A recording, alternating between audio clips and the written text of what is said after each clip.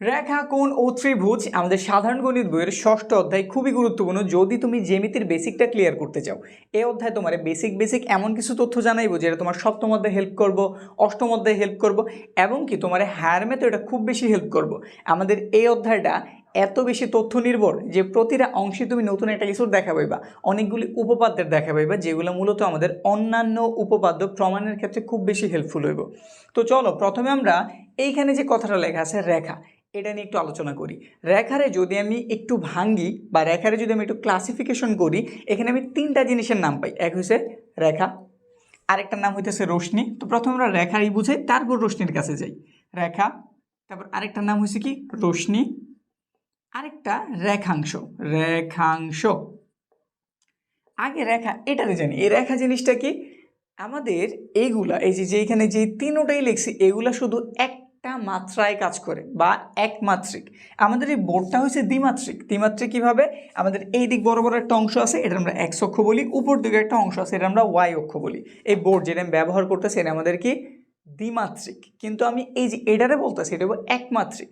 মানে এর অর্থ কি, যদি আমি রেখাটা নিই, রেখা হবে যে এইরকম কিছু, শুধু সে এক্স অক্ষ বরাবর গেছে। কোন অক্ষ বরাবর গেছে? এক্স অক্ষ বরাবর গেছে। আমাদের রশ্মি সেও এক্স অক্ষ বরাবর, আমাদের রেখাংশ সেও এক্স অক্ষ বরাবরই। এজন্য বলতে পারি এই তিনটাই কি একমাত্রিক। এখন কথা হইতেছে এই তিনটার মধ্যে তাহলে পার্থক্যটা কোন জায়গায়। আমাদের রেখা, এদিকে আমি একটা অ্যারো দিছি, এই দিকটা তো একটা অ্যারো দিতে হইব যদি আমি রেখা প্রকাশ করতে চাই। এই অ্যারোর অর্থ কি, যদি আমি এই দিকে আনলিমিটেড যাইতে থাকি তো যাইতেই থাকি, এই দিকে যদি যাইতেই থাকি তো যাইতেই থাকি, শেষ হওয়ার কোনো নাম নাই। মানে এটারও কোনো প্রান্ত বিন্দু নাই, বা বলতে পারো স্টার্টিংয়ের কোনো বিন্দু নাই, এটারও কোনো প্রান্ত বিন্দু নেই, বা এন্ডিং কোনো বা শেষের কোনো বিন্দু নেই। যদি আমাদের রেখা বলে, তার নির্দিষ্ট কোনো পয়েন্ট নাই যেখান থেকে সে শুরু হয়েছে, বা নির্দিষ্ট কোনো পয়েন্ট নেই যেখানে গিয়ে সে শেষ হইব।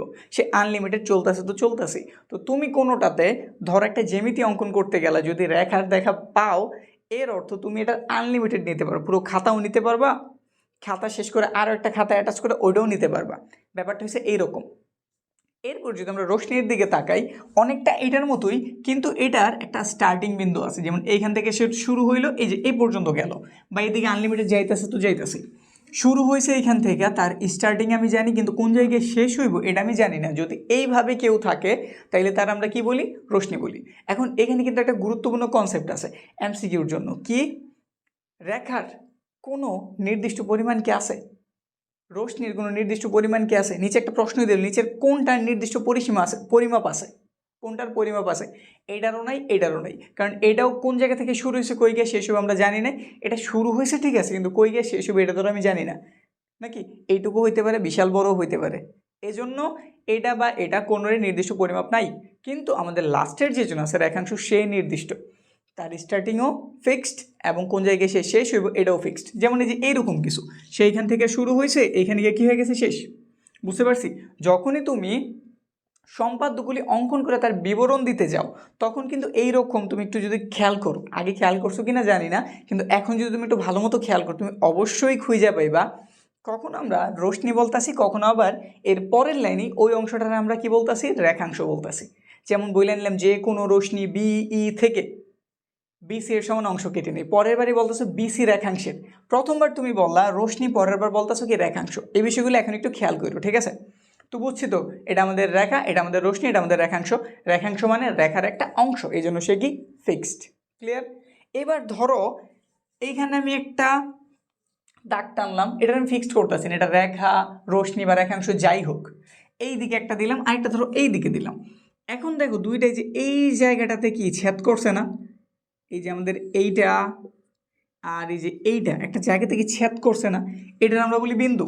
এই জায়গাটার নাম কি, বিন্দু। এই যে এই পয়েন্টটার নাম হইতাছে বিন্দু। এখন বিন্দুর কি আমার কোনো অক্ষ আছে? তার কোনো অক্ষই নাই। তার আমি এক্স অক্ষ দিয়ে আইডেন্টিফাই করতে পারতেছি না, ওয়াই অক্ষ দিয়েও তার আমি আইডেন্টিফাই করতে পারতেছি না। তার আমি বলি শূন্য মাত্রার সত্তা। তার একটা কথা আছে আমাদের বইতে, প্রথম দিকে কিছু বাংলা কথা আছে, একদম বেসিক জিনিস, ওগুলো নিয়ে আলোচনা করতে গেলে ক্লাসটা অনেক বেশি বড় হয়ে যাবে। তো ওই বিষয়গুলো আমি স্কিপ করছি, যেগুলো তোমাদের প্রয়োজন পড়বো সামনে, আমি ওগুলো নিয়ে জাস্ট কথা বলতেছি। এখন এই বিন্দু কি শূন্য মাত্রার সত্তা, এক্স অক্ষেও নাই, ওয়াই অক্ষেও নাই। ক্লিয়ার। বুঝতে পারছি আমাদের রেখা, রশ্মি এবং রেখাংশ নিয়ে এইটুক কথা, এইটুক জানলেই হয়ে যাব। এবার আমরা পরবর্তী ধাপ, যদি কোণের দিকে আগে, কোণের ক্লাসিফিকেশন বিশাল। প্রথমে যদি কোণের আমরা একটু ডেফিনেশনে যাই, আমাদের মাথায় প্রথম যদি কোণের কথা বলে আমরা কোনটারে মাথায় প্রথম আনি বা সবচেয়ে বেশি ইউজ আমরা কোনটারে দিই? আমরা যেহেতু ত্রিকোণমিতি করছি আমরা সবসময় জানি আমাদের সমকোণটা নিয়ে একটু বেশিই কথা হয় নাকি। তো প্রথমে আমরা সমকোণের কথাটা জানি, রাইট অ্যাঙ্গেল। ধরো এখানে আমি একটা সমকোণ অঙ্কন করলাম, এই যেটা আমাদেরকে একটা সমকোণ, এখানে কত ডিগ্রি? 90 ডিগ্রি। চোখের আন্দাজে বুঝানো, আমি একদম পারফেক্ট রাখছি, এটা হচ্ছে 90 ডিগ্রি। আঁকা বাঁকা হইলেও ভুলটা ধৈর্য না, ধৈর্যানো এটা একটা 90 ডিগ্রি। এটা আমরা কি বলি? সমকোণ বলি। এটা আমরা কি বলি? সমকোণ বলি। এখন কথা হইতেছে কি, সমকোণ হইলেও ঠিক আছে, যদি 90 ডিগ্রি থেকে কেউ আমাদের ছোট হয়, যেমন এটা 90 ডিগ্রি, আমি 90 ডিগ্রি থেকে ছোট আঁকলাম, এই যে এখানটা তার একটা কোণ আঁকলাম, তাহলে এটার নাম হইব কি? এটার নাম তো সমকোণ জানছি, সমকোণ। তাহলে এটার নাম হইব সূক্ষ্মকোণ। এটার নাম কি? সূক্ষ্মকোণ। যদি আমাদের 90 ডিগ্রি হয় সে হইতেছে আমাদের সূক্ষ্মকোণ। আর কেউ যদি আমাদের 90 ডিগ্রি থেকে ছোট হয়, ছোট হইব ঠিক আছে, কিন্তু শূন্যর থেকে কিন্তু বড় হইতে হইব। শূন্যর থেকে কী হইতে হইব? বড়। কারণ সে যদি শূন্য হয়ে যায়, মানে আমাদের এই যে এই দুজন যদি শূন্য হয়, মানে একটা দাগের উপর আরেকটা দাগ কিন্তু সমপতিত হয়ে যায়, মানে একটা দাগের উপর আরেকটা দাগ এরকম পড়ে যায়, তো তখন আর কোণেরই দেখা পাওয়া যায় না। এজন্য শর্তটা কি? আমাদের সূক্ষ্মকোণ হইতে হইলে আমাদের শূন্যর থেকে সে বড় হইতে হইব, কিন্তু আমাদের 90 থেকে কেমন হইতে হইব? ছোট। তাহলে তার আমরা কি বলবো? সূক্ষ্মকোণ। তার নাম কি হইব?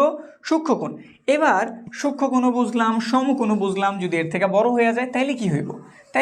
ওটা একটু জানি। ওটা আমরা কি বলি?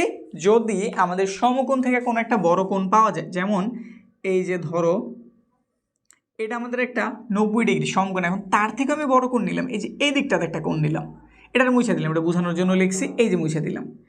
এই কোণটা অবশ্যই আমাদের 90 ডিগ্রি থেকে বড়, তাহলে তার নাম কি? তার নাম হচ্ছে স্থূলকোণ। স্থূলকোণ নাকি? স্থূলকোণ জানলাম। এখন স্থূলকোণ হইতে হইলে আরেকটা শর্ত তার মানতে হইব, সে সরল কোণের থেকে ছোট হইতে হইব। তো এটা বোঝানোর আগে একটু সরল কোণের দিকেও তাকাই। ধরো এই যে এখানটাতে আমি আসি, এদিকে কোণ উৎপন্ন করতেছি, করতে করতে এই পর্যন্ত এসে পড়লাম, মানে যে এইরকম কিছু হয়ে গেল, একদম স্ট্রেট একটা লাইন, এইখান থেকে আমি শুরু করছিলাম, এই যে আমার কোণ, এই যে পুরোটা একদম একটা সোজা দাগ পাওয়া গেছে না? একদম একটা কি সোজা দাগ পাওয়া গেছে না? এটার বলি আমরা সরল কোণ। এটার আমরা কত বলি? সরল কোণ। সরল কোণ যদি মাঝখানে একটা আমরা দাগ দিয়ে দিই, দেখো এইদিকে একটা 90 পাওয়া গেছে, এদিকে একটা কত পাওয়া গেছে? 90। তাহলে বোঝা গেল 90 মানে 180 অ্যাটাচড হইয়া যে কোণটা উৎপন্ন করে তারে বলি আমরা সরল কোণ। সরল কোণ। তাইলে সরল কোণ কি একটা স্থূলকোণ? এমন কিছু কি না। যদি আমাদের স্থূলকোণ হইতে হয় তার শর্ত হইতে সে 90 থেকে বড় হইব, কিন্তু 180 থেকে ছোট হইব। আমাদের স্থূলকোণের শর্ত কি? সে অবশ্যই 90 থেকে বড়, কিন্তু অবশ্যই আবার 180 থেকে সে কেমন? ছোট। যদি এই শর্ত কেউ মানে এর আন্ডারে কেউ যদি থাকতে পারে তার আমরা কি বলি? স্থূলকোণ। স্থূলকোণ। কোণের ঘটনা আবার আসবো ত্রিভুজের বেলায়। তো শুধু মনে রাখি স্থূলকোণ, ঠিক আছে? তো এটা হচ্ছে আমাদের সমকোণ। তার থেকে ছোট যে, মানে 90 থেকে ছোট যে, তার নাম সূক্ষ্মকোণ। 90 থেকে যে বড় তার নাম স্থূলকোণ, কিন্তু শর্ত 180 থেকে ছোট হইতে হইব। আর কেউ যদি 180 হয়ে যায় তার নাম সরলকোণ। এখন 180 থেকে বড় কোণ কি হইতে পারে না? অবশ্যই পারে, পারবো না কেন? তো এইখানটাতে যদি আমরা একটা সরলকোণ প্রথমে আঁকলাম, যে এটা আমাদের একটা কি? সরলকোণ। এখন একটা কোণ এটার থেকেও বড় হয়ে গেল, ধরো এই যে পর্যন্ত, এটার এবার আমরা একটু বাদ দিয়ে দিই, মানে বুঝাইলাম এই বরাবর কেউ যদি যায় তাহলে 180 হইতো, কিন্তু সে তার থেকেও বেশি গেছে। সে তার থেকেও কি বেশি গেছে? যে এইখান থেকে সে যাত্রা শুরু করছে, 180 ক্রস করে তার থেকেও বেশি কিছু গেছে। এই যে কোণটা পাওয়া গেল, এটার আমরা বলি প্রবৃদ্ধ কোণ। প্রবৃদ্ধ কোণ। এটার নাম কি? প্রবৃদ্ধ কোণ। প্রবৃদ্ধ কোণ হইতে হইলে আমাদের 180 থেকে কেমন হইতে হবে? বড় হইতে হইব। 180 থেকে বড়। কিন্তু আবার তুমি ঘুরতে ঘুরতে যখন এই যে এইখান থেকে চক্কর দিয়া ঘুরতে ঘুরতে যে এই পর্যন্ত এসে পড়বা, আমাদের একটা গোলা কিন্তু কমপ্লিট হয়ে গেছে। একটা গোলা কি কমপ্লিট হয়ে গেছে, মানে একটা বৃত্ত হয়ে গেছে, 360 কমপ্লিট হয়ে গেছে। এরপরে এই যে এইখানটাতে যদি আমি আইসা পড়ি, 360 অতিক্রম করে যদি আবার আমি এইখানটাতে আসি, যখন আমি শূন্য ধরছিলাম, যখন আমি কি ধরছিলাম? শূন্য। তাদের মধ্যবর্তী কোণ ধরছিলাম, আমার জিনিসটা এই যে এটার উপরে এইভাবে অ্যাটাচড হয়ে গেছিলো, মানে একটা দাগ হয়ে গেছিলো। আবার যদি সে একদম পুরাটা ঘুরে, যে পুরাটা ঘুরে হাত ধরে এভাবে ঘুরাইতে পারবো না, যে ঘুরে আসলো, ঘুরে যে এই দিকে যদি নিচ পর্যন্ত হয়, সে কিন্তু আবার একত্রিত হয়ে গেছে, মানে আলাদাভাবে তুমি কোনো কোণের দেখাই পাইবে না। তো সেক্ষেত্রে আমরা মূলত এইভাবে প্রবৃদ্ধ কোণটারে প্রকাশ করি, সে 360 থেকে ছোট হইতে হবে, বড় হইতে পারবো না। 180 থেকে বড় হইব, কিন্তু অবশ্যই 360 থেকে কেমন হইব, ছোট হইব। তাহলে প্রবৃদ্ধ কোণ হইতে হলে শর্তটা কি, তুমি 180 থেকে বড় ঠিক আছে, কিন্তু তুমি অবশ্যই 360 থেকে কেমন, ছোট। যদি এই শর্তের ভেতরে তুমি থাকতে পারো তাহলে তোমার নাম প্রবৃদ্ধ কোণ। তাহলে তোমার নাম কি, প্রবৃদ্ধ কোণ। বুঝতে পারছি? প্রবৃদ্ধ কোণ বলার আরও একটা কারণ আছে। ধরো এখানে আমি একটা কোণ অঙ্কন করলাম, এটার নাম দিয়ে দিলাম আমরা ও, এখানে নাম দিয়ে দিলাম এ, এখানে নাম দিয়ে দিলাম সি। এখন আমি যদি কোণের নাম বলি এ ও সি, সবাই প্রথম ধাক্কাই এটারে কোণ মনে করব। কিন্তু ধরো আমি বুঝে যেতেছি উপরেরটা, আমি কোনটারে বুঝাইতে চাইতেছি, আমি বুঝে যেতেছি যে উপরের কোনটা আমি খুঁজতেছি, আমি উপরের কোনটারে খুঁজতেছি, এই যে এটারে খুঁজতেছি, এটার নামও কিন্তু এওসি। তাহলে দুইটা এওসির আমি আলাদা করবো কীভাবে, আমি যদি নর্মাল এওসি বলি, যেমন আমি বলে দিলাম যে এওসি কোন এওসি, তাইলে অবশ্যই এই নিচের এই যে এটারে বুঝাইব। কিন্তু আমি যদি বলি প্রবৃদ্ধ, নাম কি, প্রবৃদ্ধ এ ও সি, তাহলে অবশ্যই আমাদের উপরেরটারে বুঝাইব। অবশ্যই কারে বুঝাইব, উপরেরটারে বুঝাইব। আর অবশ্যই তুমি মনে রাখবো আমাদের কোণগুলা যেহেতু যে এইরকম হয়, এই যে কোণগুলো যেহেতু এইরকম হয়, এই জন্য আমাদের কোণের চিহ্ন এই যে এটা, কোণের চিহ্ন কি এটা। আর বলার নিয়মটাও খুব সিম্পল, তুমি একটা কোণ আঁকলে যে এইভাবে নাম দিয়ে দিলা এ ও ভি, এ থেকে এই যেভাবে আসতেছো এইভাবে গেছো, জাস্ট যেভাবে তুমি আসতেছো ওইভাবে নামটা বইলা দাও, এ ও ভি। কোণের নাম কি হইব, এ ও ভি। যে আসলে কোণ তৈরি করতেছে তারা সবসময় তুমি কই রাখবা, মাঝে। এখন কারো মন চাইলো যে আমি না এ ও ভি বলবো না, আমার মন চাইছে ভি ও এ বলি, সে বলে দিল কি ভি ও এ, ওই একই জিনিস কিন্তু ভি ও এ, এইটুকুই বুঝাইব না। তো এটাও সঠিক, এটাও সঠিক, শুধু জাস্ট তুমি একটা দিকে খেয়াল রাখবা, যে আসলে কোণ সে যাতে সবসময় কই থাকে, মাঝে অবস্থান করে। এইটুকু মানলেই হচ্ছে কোণ আঁকা হয়ে গেছে। বুঝতে পারছি? এখন আমরা কোণ তো জানলাম, কোণগুলি আমাদের জানা হয়ে গেছে, ঠিক আছে। এর বাইরে আমাদের কিছু কোণ আছে, কি আছে, কিছু কোণ আছে। আমাদের একটা কমন বিষয় আছে, আমাদের সন্নিহিত কোণ নামে একটা জিনিস আছে। সন্নিহিত কোণ, এই জিনিসটা আসলে কি, সন্নিহিত এই কথাটার মানে হচ্ছে কাছাকাছি। আমরা যখন ত্রিকোণমিতি করছি, আমরা সন্নিহিত বাহু তারপর বিপরীত বাহু চিনছি না, সন্নিহিত কথাটার মধ্যে একটা কাছাকাছি বিষয় আছে। যদি আমি একটা কোণ প্রথমে অঙ্কন করি, এখানে আমি একটা কোণ অঙ্কন করতেছি, এটা আমাদের একটা কোণ, নাম দিয়ে দিলাম আমি এ ও ভি দিয়ে দিলাম। এখন এর মাঝে আমি একটা দাগ দিয়ে দিলাম, এর মাঝে আমি একটা কি দিয়ে দিলাম, দাগ দিয়ে দিলাম, এটার নাম ধরো দিয়ে দিলাম আমি ডি। যদি কোণ, এই যে এটা আমাদের একটা কোণ, এটা আমাদের একটা কোণ, প্রথমে ছিল এ ও ভি একটা কোণ, এটার মাঝে আমি একটা ওডি পাঠাইছি, পাঠানোর ফলে এদিকে তাকাও, এই যে এইখানে একটা কোণ উৎপন্ন হয়েছে, আবার আমাদের এই যে নিচে যে এইখানেও কিন্তু একটা কোণ উৎপন্ন হয়েছে। তাহলে এটা আমাদের ধরো 1 নাম্বার কোণ, এটা আমাদের 2 নাম্বার কোণ। 1 নং কোণ 2 নং কোণ, দোনোটা কোণের মধ্যে যদি একটা সাধারণ বাহু থাকে, দোনোটা কোণের মধ্যে যদি একটা কি সাধারণ বা কমন বাহু, মানে ওর ভেতরও আছে এর ভেতরও আছে, দোনোজনের ভেতর এই জিনিসটা কমন, দোনোজনের ভেতরে আছে, তখন এই দুটা কোণের আমরা কি বলি, সন্নিহিত কোণ। কি কোণ বলি, সন্নিহিত কোণ। এটা তো আমি বোঝানোর ভাষায় বললাম, সংজ্ঞা আকারে বললাম। এখন আরও স্বাভাবিক ঘটনা কি, যাও, যদি দুটা কোণ একসাথে থাকে, যদি দুইটা কোণ একসাথে লাইগা থাকে তার আমরা কি বলি, সন্নিহিত কোণ বলি। যদি দুটা কোণ আসলো একসাথে লাইগা রয়েছে, দুইটা কোণ একসাথে কি আছে, অ্যাটাচড হয়ে রয়েছে, এই যে আমাদের একটা কোণ, এই যে আমাদের একটা কোণ, দুটা কোণ একসাথে এসে লাইগা রয়েছে, তখন তার আমরা কি বলি, সন্নিহিত কোণ বলি। একটা আরেকটা সন্নিহিত কোণ, একটা আরেকটার কি কোণ, সন্নিহিত কোণ। আর যদি তুমি সংজ্ঞা আকারে খুঁজতে চাও, দুইটা কোণের মাঝে যদি কোনো একটা সাধারণ বাহু, এই যে এটা আমাদের সাধারণ বাহু, সাধারণ বাহু, যদি একটা সাধারণ বাহু থাকে তাহলে কোণ দুটার আমরা কি বলি, সন্নিহিত কোণ বলি। বুঝতে পারছি? একটা আরেকটার কি সাথে অ্যাটাচ হয়ে রয়েছে, একসাথে লেগে রয়েছে, তাদের আমরা পরস্পর কি বলি, সন্নিহিত কোণ বলি। ক্লিয়ার বিষয়? এখন আরও কিছু আছে, একটা নাম হচ্ছে পূরক। পূরকের জন্য এই সমকোণের একটু প্রয়োজন আছে, এই জন্য তার আমরা রেখে দিছি। সমকোণের নামটা একটু এবার মুছে দিই, আমরা জানি এটা সমকোণ। এখন ধরো সমকোণের, এটা তো আমাদের একটা সমকোণ, নাম হইতেছে ধরো এ ও এ বি সি দিয়ে দিলাম, এটার মাঝে আমি একটা দাগ দিয়ে দিলাম, যে এরকম কিছু। তাহলে কি দুইটা কোণ উৎপন্ন হয়েছে, যে এইখানে একটা কোণ, এখানে আরেকটা কোণ। ধরলাম এই কোণটার মান হইতেছে আমাদের, এটার মান দিয়ে দিলাম ধরো 50 ডিগ্রি, ঠিক আছে, এটার মান 50 দিচ্ছি, একটু পরে এটার হিসাবটা করতেছি। যখন আমাদের সমকোণ, তাদের মাঝখানে একটা আমি কমন বাহু টানছি, যে একটা কমন বাহু টানছি, এটার নামে একটা কিছু দিয়ে দিলাম, ধরো পি দিয়ে দিলাম। টানার ফলে দুটা কোণ উৎপন্ন হয়েছে না, যেই দুটা কোণের আমি যোগ করতে পারলে, যেই দুটা কোণের আমি কী করতে পারলে, যোগ করতে পারলে আবার সমকোণটা ফিরে পাওয়া যাব, মানে 90 ডিগ্রি ফিরে পাওয়া যাব। এইরকম কোণগুলিরে একটা আরেকটার পূরক কোণ বলে। একটা এটার কি কোণ বলে, পূরক কোণ বলে। সহজ ভাষায় দুইটা কোণের যোগফল যদি 90 ডিগ্রি হয়, দুইটা কোণের যোগফল যদি কত ডিগ্রি হয়, 90 ডিগ্রি হয়, আরেকটু ভাইঙ্গা বলতে হইব সন্নিহিত দুইটা কোণের যোগফল। সন্নিহিত দুইটা কোণের যোগফল যদি আমাদের কত হয় 90 ডিগ্রি হয় তাহলে একটারে আরেকটার পূরক কোণ বলা হয়। একটার আরেকটার কি কোণ বলা হয়?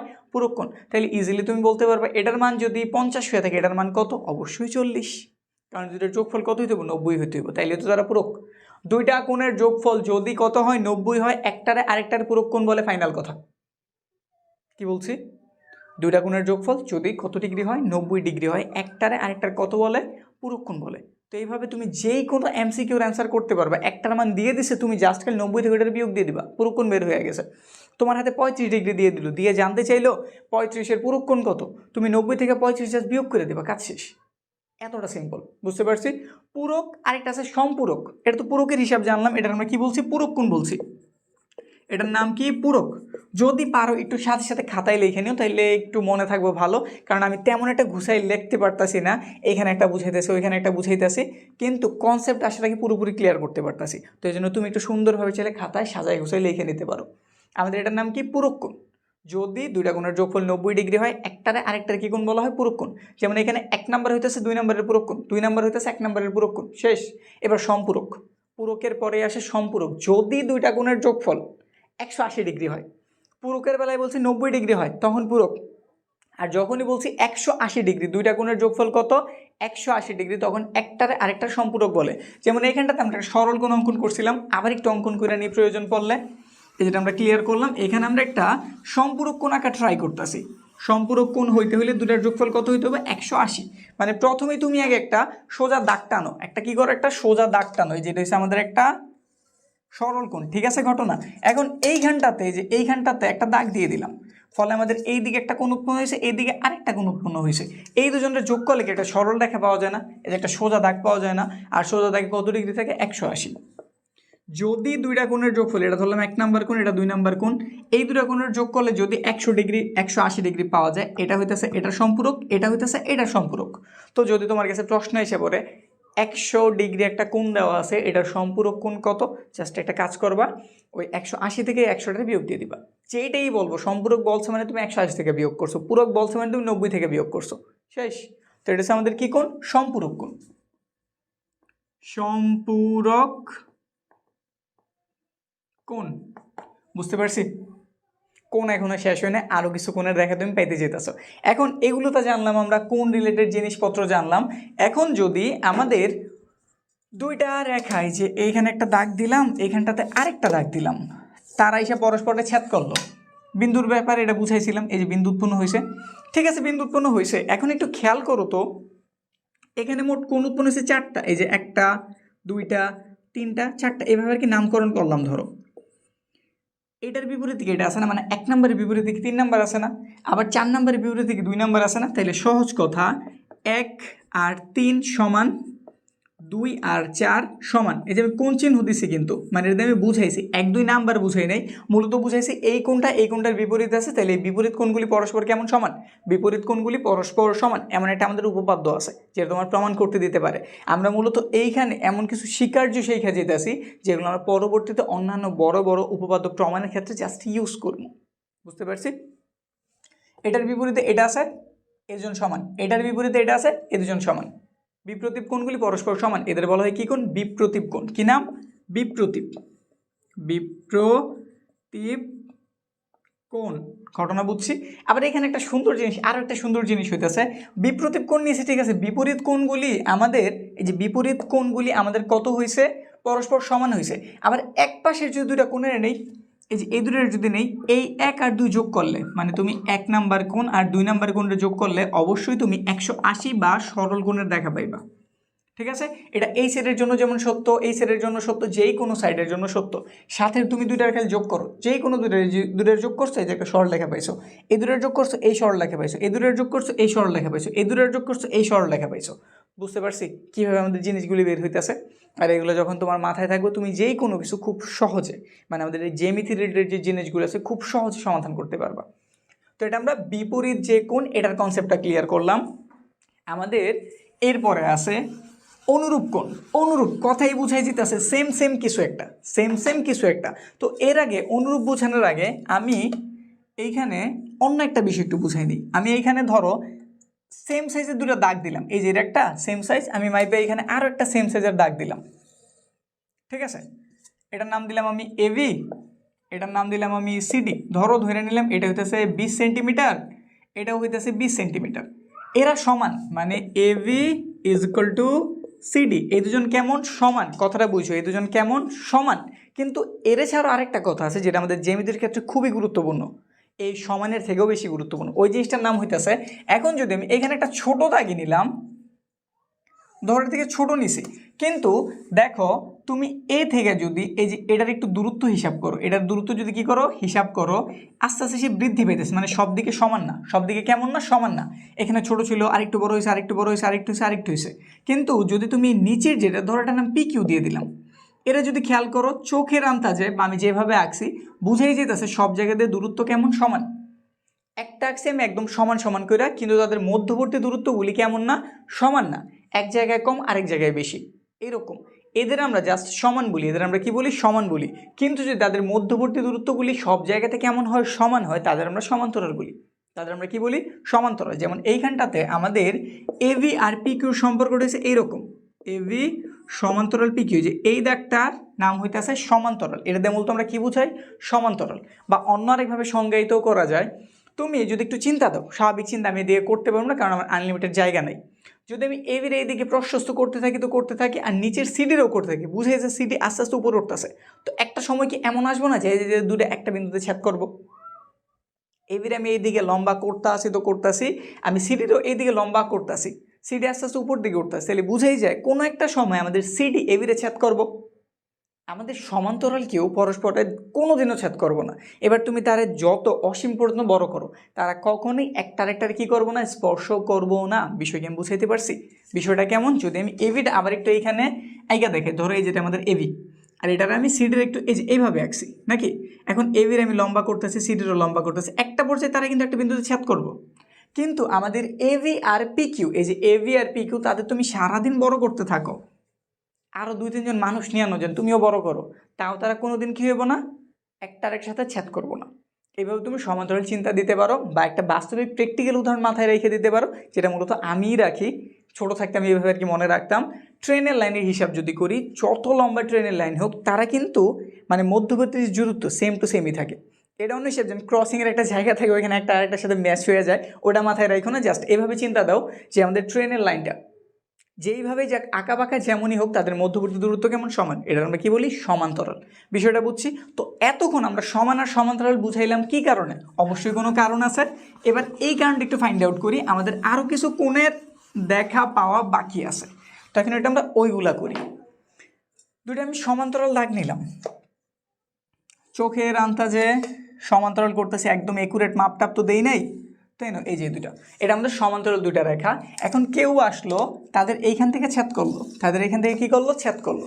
ফলে কিছু কোণ উৎপন্ন হয়েছে। দেখো তো কোন কোন জায়গায় কোণ উৎপন্ন হয়েছে। তাহলে একটু নামকরণ করি। এটার নাম দিলাম এ, এটার নাম দিলাম বি, এটার নাম দিলাম সি, এটার নাম দিলাম ডি। দেখো যে এখানে একটা কোণ উৎপন্ন হয়েছে, এই যে একটা কোণ, এখানে আরেকটা কোণ উৎপন্ন হয়েছে 2, এখানে আরেকটা কোণ উৎপন্ন হয়েছে 3, এখানে আরেকটা কোণ উৎপন্ন হয়েছে 4, এখানে আরেকটা কোণ উৎপন্ন হয়েছে 5, এখানে আরেকটা কোণ উৎপন্ন হয়েছে 6, এখানে একটা হয়েছে 7, এখানে আরেকটা হয়েছে 8। 8টা কোণ উৎপন্ন হয়েছে, অনেকগুলি না? এখন এইখান থেকে আমরা 2 ধরনের কোণ বের করতে চেয়েছি। মূলত 3 ধরনের কোণই বের করা যায়, একটা যেহেতু বুঝাইছি, বাকি দুটার কথা আগে বলি। যদি আমাদের এই যে ছেদ করার ফলে দেখো একই পাশে, এই যেটার একটা পাশ নেই, এই যে এইখানটাতে একটা কোণ উৎপন্ন হয়েছে, সেমভাবে আমাদের এইখানে একটা কোণ উৎপন্ন হয়েছে, সেম ওয়েতে একটা দাগ গেছে, আরেকটা দাগে হাতের ডান পাশে যে উপরে এই কোণাটাতে একটা কোণ উৎপন্ন করছে, তাহলে এই দাগটারও এইখানে হাতের ডান পাশে উপরে একটা কোণ উৎপন্ন হওয়ার কথা। এই যে 6 নাম্বারটা দেখো, 2 নাম্বার আর 6 নাম্বার একই কোয়ালিটির, এখানে আবার সিঙ্গেলভাবে আইকা দেখাইতেছি। এই যে এটা আর এটা একই রকম না? একই টাইপের না? এদের বলা হয় অনুরূপ, মানে একই রকম, একই রকম কোণ। এদের নাম কি? অনুরূপ কোণ। শুধু কি অনুরূপ কোণ এই একটাই না? অন্যগুলিও আছে। যদি আমি দাগ দিলাম, দেখো এখানে একটা কোণ উৎপন্ন হয়েছে, সেমভাবে এখানে একটা কোণ উৎপন্ন হয়েছে, মানে সেম ওয়েতে। এটার এটা কিন্তু সেম ওয়ে। এটা যেমন আমাদের হাতের ডানে উপর দিকে, এটা আমাদের হাতের বামে উপর দিকে, দোনোটাই আমাদের সেম টাইপের কোণ। এদের বলা হয় অনুরূপ কোণ। এদের নাম কি? অনুরূপ কোণ। আর অনুরূপ কোণ পরস্পর সমান। অনুরূপ কোণ পরস্পর সমান, এইটুক কথা মাথায় রাখতে হইব। কিন্তু কথা আছে যে আমি বইলা দিলাম অনুরূপ কোণ পরস্পর সমান, কিন্তু সব ক্ষেত্রে সমান না। কখন সমান না? যদি আমাদের রেখা দুটো সমান্তরাল না হয়। যদি আমাদের রেখা দুইটা সমান্তরাল না হয় সেই ক্ষেত্রে কিন্তু আমাদের অনুরূপ কোণ সমান হইব না, একমাত্র তখনই হইব যখন আমাদের রেখা দুইটা সমান্তরাল। এই জন্যই বলছি আমাদের সমানের থেকে সমান্তরাল বেশি গুরুত্বপূর্ণ, অন্তত জ্যামিতিতে। সমান্তরাল দুইটা রেখারে কেউ এসে যদি ছেদ করে তাহলে উৎপন্ন অনুরূপ কোণগুলি পরস্পর সমান, এগুলার বলি আমরা অনুরূপ কোণ। অনুরূপ কোণ এগুলো ব্যবহার করে আমরা অনেক কিছু সমাধান করি। বিশেষ করে আমরা 10ম অধ্যায় দূরত্ব উচ্চতা তো এই জিনিসটা অ্যাপ্লাই করি, এই অনুরূপ কোণের কনসেপ্ট, একান্তর কোণের কনসেপ্ট। তো এই বিষয়গুলি তোমার এইভাবে হেল্প করবো অনেকগুলি অধ্যায়। সিঙ্গেলভাবে আমাদের ষষ্ঠতে তেমন গুরুত্বপূর্ণ যদিও না হয়, আমাদের অন্যান্য অধ্যায়ের ক্ষেত্রে সে এত বেশি হেল্প করে, তো এটার কনসেপ্ট তোমার জানা উচিত যদি তুমি জ্যামিতিতে ভালো করতে চাও। এরপরে এটা তো হইলো, এবার একান্তর কারে বলে দাগ দিয়ে দিলাম। এইখান দেখো, এটা এই দিক উৎপন্ন হয়েছে, এটা আরেক দিক উৎপন্ন হয়েছে, এটা হাতের ডানে উৎপন্ন হয়েছে, এটা হাতের বামে উৎপন্ন হয়েছে, দুই দিক উৎপন্ন হয়েছে না? এরাও পরস্পর সমান, আর এদের একটা নাম আছে, এদের আমরা বলি একান্তর কোণ। এদের নাম কি? একান্তর কোণ। একান্তর কোণ এটাও কিন্তু এইভাবে হইতে পারে, অন্যভাবে হইতে পারে। যেমন এখানটাতে এই কোণায় হয়েছে, এটা তাহলে কোন কোণায় হইব? এটা আমাদের হাতের ডাইনে হয়েছে, তাহলে এটা হাতের বামে হইব, এভাবে চিন্তা দিবা নাকি? একটা এই দিকে হয়েছে আর একটা ওই দিকে হইব, এইভাবে চিন্তা দিয়ে তুমি বের করে নিতে পারবা। তো এইভাবে তুমি যেই কোনো কিছুর সমাধান বের করতে পারো। তো আমি একান্তর কোণ, অনুরূপ কোণ, পূরক কোণ, অনেকগুলি কোণ জানছি। এবার তুমি সবগুলি যদি একটু ধারাবাহিকভাবে লেখা নাও, তোমার জন্য বিষয়টা খুব ইজি হইব, খুব সুন্দরভাবে তুমি মাথায় রাখতে পারবা। বুঝতে পারছি? তো আমরা কি জিনিসগুলি জানছি? আমরা কোন রিলেটেড বিষয় মোটামুটি ক্লিয়ার করছি। এবার আমরা একটু ত্রিভুজের দিকে আগাই। ত্রিভুজ এই জিনিসটা আসলে কিভাবে কাজ করে, তো এগুলি একটু ক্লিয়ার করে দিতেছি, কারণ আমাদের আবার জায়গার প্রয়োজন পড়ব। যদি কোনটার পরে কোনটা বুঝাইছি একটু এলোমেলো হয়ে গিয়ে থাকে, ভিডিওটা আবার একটু টাইনা দেখো, স্পিড 2 দিয়ে দাও, তারপর আবার দেখো, বিষয়গুলি ক্লিয়ার হয়ে যাবে। খাতায় একটু নোট করে নাও, কারণ অনেক বেশি তথ্য, তো বেশি তথ্য দেওয়ার একটা ডিসঅ্যাডভান্টেজও হইতেছে কি মাথা থেকে চলে যায়। তুমি অ্যাট এ টাইম যত বেশি তথ্য ঢুকাইতে থাকবা, এত বেশি আসলে ক্যাচ করতে পারে না। আমাদের মাথা এইভাবেই তৈরি, তো আমরা একটু আস্তে আস্তে আস্তে আস্তে যদি দিই তাহলে মাথায় খুব সুন্দরভাবে থাকে। কিন্তু আমি বারবার দিতেছি না, একটা ক্লাসে দিয়ে দিস, তোমরা একটু ধাপে ধাপে ধাপে ধাপে তুলে করো, তাহলে খুব ইজি হইব। এরপর পরটাতে যদি তাকে আমরা ত্রিভুজের আমি ক্লাসিফিকেশন করতেছি। ত্রিভুজে কি থাকে মূলত? ত্রিভুজ জিনিসটা কি? ত্রিভুজ হচ্ছে তিনটা জিনিস আসলে একত্রিত হয়ে একটা যে ক্ষেত্র তৈরি করলো। তিনটা কি হইতে পারে? আমাদের রেখা হইতে পারে, রশ্মি হইতে পারে, রেখাংশ হইতে পারে। মানে ওই যে এক মাত্রা বিশিষ্ট যে জিনিসগুলো আমরা প্রথমে শুরু করেছি, যে রেখার আন্ডার যেগুলো বুঝাইছি, এই তিনটা একত্রিত হয়ে যেটা তৈরি করলো, এটা আমরা কি বলি? ত্রিভুজ বলি। তো এই যে এইরকম কিছু ধরো, এই যে একত্রিত হলে যে ত্রিভুজ উৎপন্ন হয়েছে, এই দিকে সে রশ্মি রেখাংশ নাকি ওইদিকে আমি খেয়াল করলাম না, জাস্ট আমি বুঝাই দিলাম যে তিনটা ক্ষেত্র একত্রিত একটা এরিয়া বুঝাইলো, ফিক্সড একটা এরিয়া বুঝাইতেছে, তখন তার আমরা কি বলি? ত্রিভুজ বলি। আমাদের ত্রিভুজে বাহু যেমন থাকে ওইরকম কোণও থাকে। যেমন ত্রিভুজে আমার তিনটা বাহু, একটা দুইটা তিনটা, আবার কোনো কয়টা আছে? একটা দুইটা তিনটা। তো এই ক্ষেত্রে আমরা ত্রিভুজের ক্লাসিফিকেশন দুইভাবে করি, এক আমরা বাহু ভেদে করি, আরেক আমরা কোণ ভেদে করি। তো চলো প্রথমে আমরা বাহু ভেদে শিখি। আমরা প্রথমে বাহু ভেদে কীভাবে আলাদা করা যায় এটা জানি। বাহু ভেদে আমাদের ত্রিভুজগুলি কতভাবে হইব? ত্রিভুজগুলি প্রথমে যদি হিসাব করি, যদি আমাদের তিনোটা বাহু সমান হয়, তিনোটা বাহু সমান, তাহলে তার নাম কি? সমবাহু। তার নাম কি? সমবাহু। এক নম্বরের সমবাহু, চোখের আন্দাজে বুঝানো, এটা আমাদের একটা সমবাহু, মানে তিনোটা বাহু আমি সমান রাখতে চাইছি। এই বাহুটা, এই বাহুটা, এই বাহুটা, তিনোটা বাহু কেমন? সমান। আরেকটা লিখলাম সমদ্বিবাহু। কথার মধ্যে একটা দ্বি কথা আছে, দ্বি দিয়ে তুমি স্পষ্টভাবে বুঝতেছো, দুইটা, দ্বি মানে কি? দুই। তাহলে কি সমবাহুর জন্য ত্রি লিখবো না? সম লিখলেই হয়ে যায়, সম মানে সবাই সমান, সমবাহু। আর সমদ্বিবাহু মানে দুইটা বাহু সমান, একটা বাহু অসমান। একটা বাহু অসমান, তাহলে ধরো আমি এই যে এই দুই পাশের দুজনের সমান রাখলাম, নিচে একটু ছোটো দিয়ে বুঝাই দিলাম যে এই দুজন সমান, এটা একটু অসমান। সমবাহু যার তিনটা বাহু সমান, সমদ্বিবাহু দুইটা বাহু সমান, আরেকটা অসমান। আর আরেকটা হইতেছে আমাদের বিষমবাহু। বাহু তার একটা বাহু সমান, এই যে এইরকম এক একটা এক সাইজ, এটা আমরা কি বলি? বিষমবাহু বলি। বুঝতে পারছি? তাহলে আমাদের বাহুভেদে ত্রিভুজ কয় প্রকার? 3 প্রকার। এক হচ্ছে সমবাহু, প্রত্যেকটা বাহু সমান, সমদ্বিবাহু দুইটা বাহু সমান, বিষমবাহু একটা বাহুও সমান না। গেল, বাহুভেদে 3টাই ধরলাম। এরপরে যদি আমরা কোণ ভেদে যাই, যদি আমরা কোণ আকারে তারা আলাদা করি, কোণ ভেদে এইভাবে মনে হয় নাকি? কোণ ভেদে আমাদের ত্রিভুজ 3 প্রকার। সমবাহু, এখানে তো সমকথা দিয়ে আমি তিনোটারে সমান বুঝেছি। আমাদের তাহলে সমকোণী নামেও তো একটা ত্রিভুজ আছে। আমি যেহেতু কোণ রিলেটেড বলতেছি, এটা বাহু রিলেটেড ছিল এই জন্য বাহু বলছি। এবার তো আমি সমকোণী বলতেছি, তাহলে কি তার তিনোটা কোণ সমান? না, তার তিনোটা কোণ সমান না। আমরা সমকোণী শিখছিলাম না, ওই যে যখন আমরা কোণ বুঝাইছি আমরা সমকোণী বলছি না, যার যেই ত্রিভুজের একটা কোণ সমকোণ বা 90 ডিগ্রি, একটা কোণ কি সমকোণ বা 90 ডিগ্রি, তার আমরা সমকোণী ত্রিভুজ বলি। তার নাম কি? সমকোণী ত্রিভুজ। সমকোণী ত্রিভুজ, এটা সমকোণ ত্রিভুজ নিয়ে আমাদের মূলত আলোচনা, সবচেয়ে বেশি আলোচনা আমাদের এই সমকোণী ত্রিভুজ নিয়ে হয়। এটা নিয়ে আমরা আলোচনা করবো। আগে এটার একটু ক্লাসিফিকেশনটা করি। সমকোণী ত্রিভুজ হইল সূক্ষ্মকোণী ত্রিভুজ। সূক্ষ্মকোণী ত্রিভুজ, তাহলে বোঝা গেল এটার কোণগুলি হইব কত? 90 থেকে ছোট। 90 থেকে কেমন ছোট? মানে 90 থেকে ছোট রাখতে হইব। একটা 90 এর সমান বা বড় হইতে পারবো না। 90 থেকে ছোট যদি হয়, যেমন এই যে এরকম একটা আঁকলাম, এটা 90 থেকে ছোট, এটা 90 থেকে ছোট, এটা 90 থেকে ছোট, তাহলে এটা আমাদের একটা সূক্ষ্মকোণী ত্রিভুজ।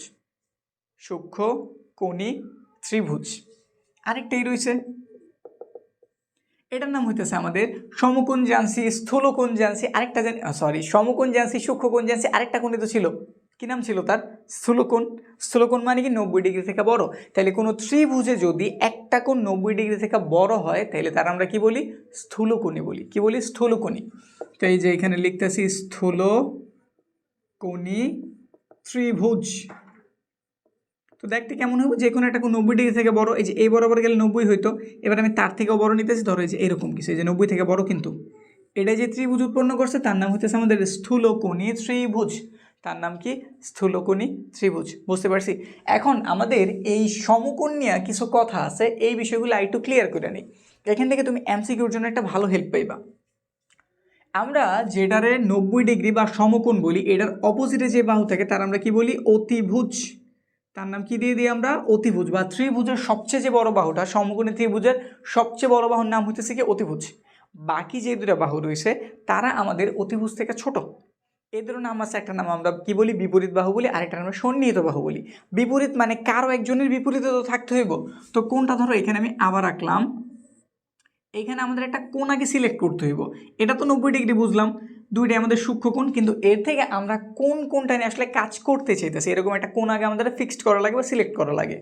ওই কোণের অপোজিটে যে থাকে তার নাম হইতেছে বিপরীত বাহু, বা পরিচিত ভাষায় যার নাম হইতেছে লম্ব। আর সাথে যে থাকে তার নাম কি? ভূমি। বুঝতে পারছি? আর আমাদের পিথাগোরাস, আমাদের খুবই পরিচিত, খুবই দরকারি একটা সূত্র এই সমকোণী ত্রিভুজের উপর দেওয়া গেছে। সূত্রটা কি? অতিভুজের স্কোয়ার বাকি দুই বাহুর স্কোয়ারের যোগফল। অতিভুজের স্কোয়ারটা বাকি দুই বাহুর স্কোয়ারের যোগফল। মানে এই যে এই বাহুটারে যদি এখানে একটা আমি বর্গ আঁকি, স্কোয়ার আসলে এটারই বোঝায় যে এখানে আমি একটা কি অঙ্কন করছি? বর্গ অঙ্কন করছি। বর্গের ক্ষেত্রটা, এখানে একটা বর্গ অঙ্কন করছি, এটার ক্ষেত্র, এখানে একটা বর্গ অঙ্কন করছি, তার ক্ষেত্র, এই দুটার ক্ষেত্রফলের যোগফলের সমান। সহজ কথায় কি বলি? অতিভুজ স্কোয়ার সমান লম্ব স্কোয়ার যোগ ভূমি স্কোয়ার। তো সূত্রটা আমাদের কি দাঁড়ায়? সূত্রটা দাঁড়ায় অতিভুজ স্কোয়ার যোগ সমান লম্ব স্কোয়ার যোগ ভূমি স্কোয়ার। এই যে এই শর্তটা সে মাইনে চলে। আমাদের সমকোণী ত্রিভুজ পিথাগোরাসের ক্ষেত্রে এই শর্তটা সে অবশ্যই মাইনে চলে। এই বিষয়গুলি বুঝছি।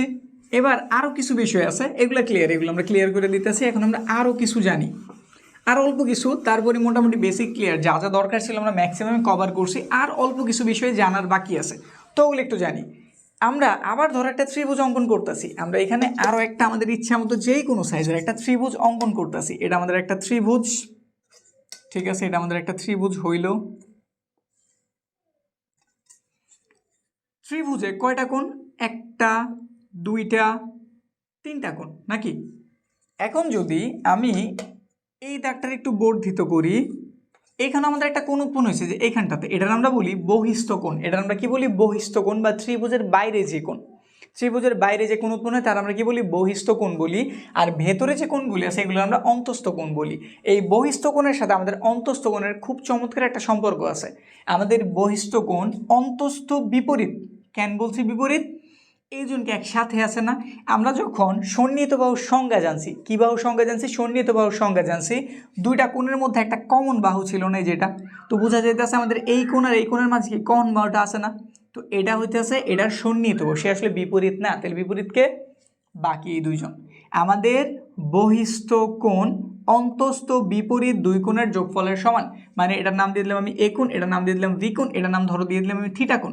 তাহলে থিটা কোণ হইব এ কোণ আর বি কোণের যোগফলের সমান। এখন এটা শুধু কি এই সেটের জন্য সত্যি? অবশ্যই না, এটা আমাদের যেই কোনো সাইডের জন্য সত্যি। এখন ধরো তুমি এইদিকে বর্ধিত করছো, এইখানে যে তুমি কোণ উৎপন্ন করছো, ধরো এটার নাম সি দিয়ে দিলাম, এটার নাম দিয়ে দিলাম আমি আলফা। তাহলে আমাদের আলফা হইব আমাদের এ আর সি যেই কোণ, তার বিপরীতে এই দুটো আছে না, এই যে এ আর সি এর যোগফলের সমান। বুঝতে পারছি?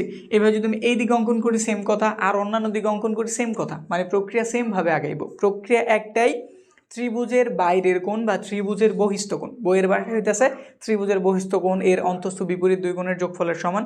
আর যদি আমি বুঝাই বলি, ঘটনাটা এইরকম, ত্রিভুজের বাইরের কোণ এর ভেতরের বিপরীত দুইটা কোণের যোগফলের সমান।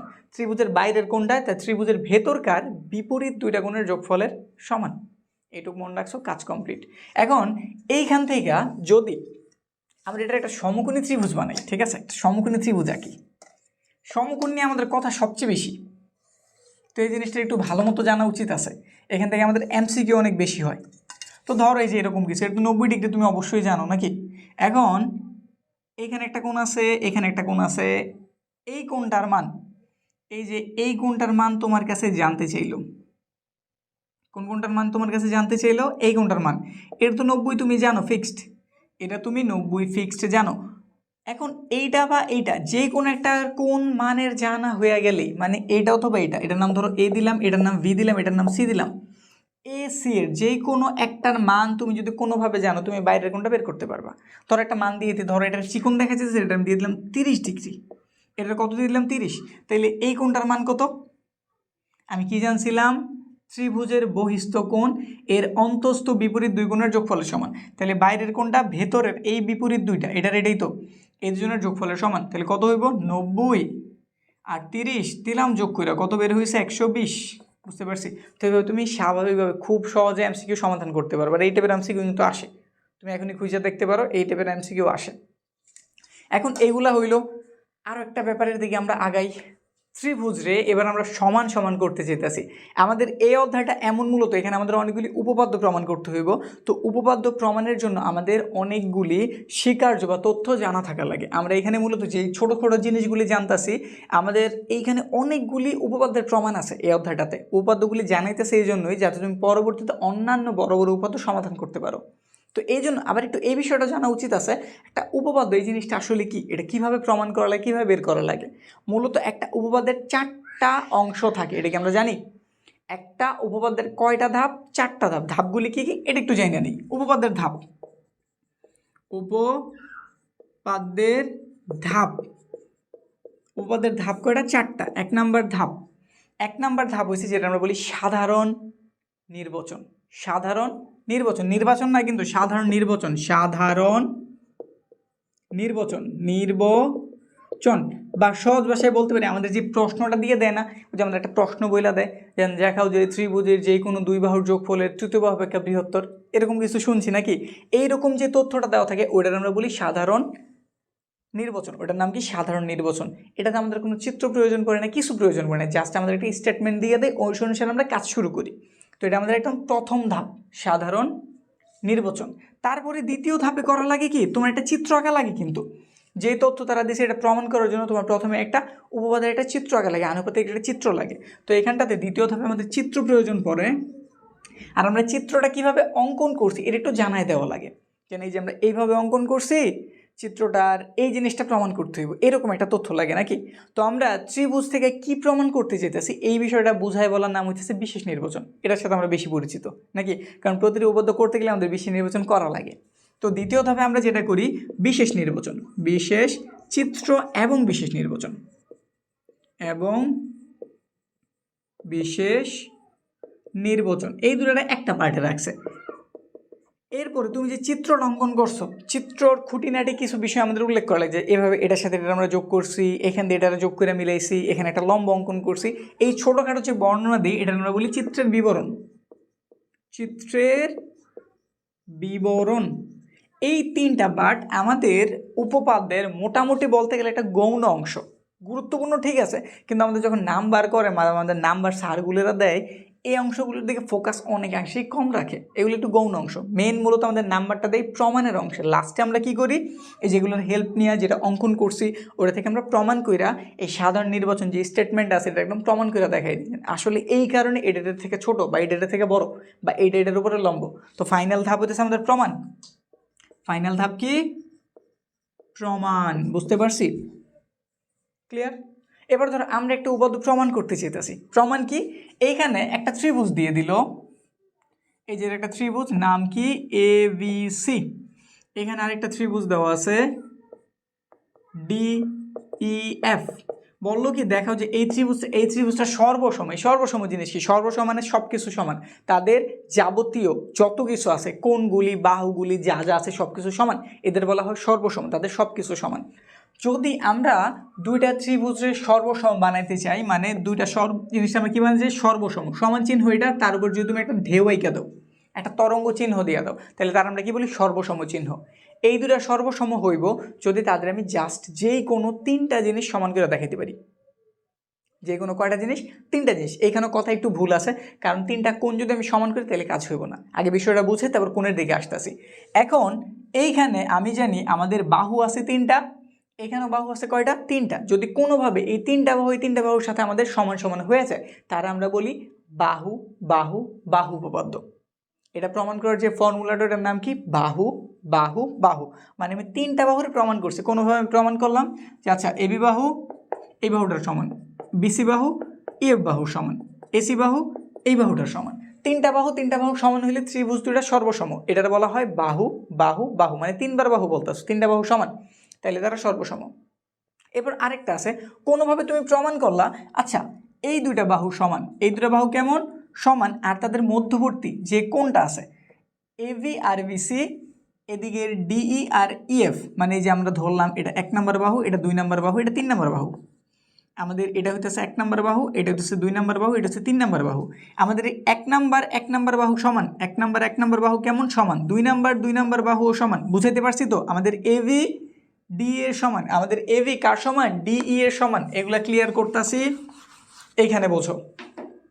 আমাদের এবি ডিই এর সমান, আবার আমাদের ভিসি কার সমান? ইএফ এর সমান। এবং তাদের মাঝে যে কোণটা আছে বি কোণ, আর এটার মাঝে আছে ই কোণ, তারাও সমান। আমাদের এখানে কি কোণ? এই যে ভি কোণ যে, আর এখানটার ই কোণ। একটা তথ্য, দুইটা তথ্য, তিনটা তথ্য। যদি এভাবে আমি প্রমাণ করতে পারি তাইলে আমাদের ত্রিভুজ দুটা কেমন? সর্বসম, একদম সমান।